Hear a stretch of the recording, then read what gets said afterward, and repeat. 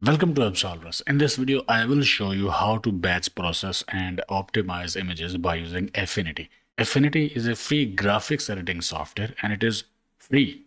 Best alternative to Photoshop right now. Let's see its power. So I have got these images that I want to optimize and batch process. Open Affinity. You can download and install Affinity from their website. Go to File, New Image Process. Batch job. Add images to the process by clicking Add button.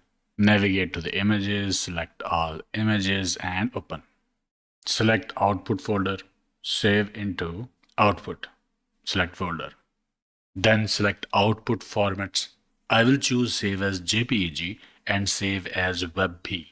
Then we can select width or height for output images. Let's choose 1000. 1000 width is sufficient, I guess. Let's keep height auto. And this A is for keeping aspect ratio, preserving aspect ratio. So I'll keep it on.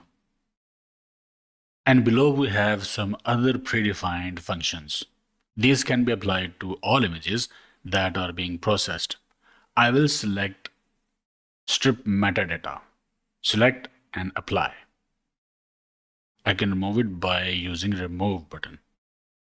But I'll apply strip metadata to all images. It will further decrease image size.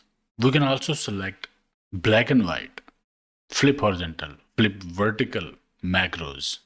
You know how sometimes a phone captures flipped images. These two, flip horizontal and flip vertical, are useful, particularly in those situations. So select macro and apply according to your need. Also, we can further fine-tune quality of images by clicking these dots.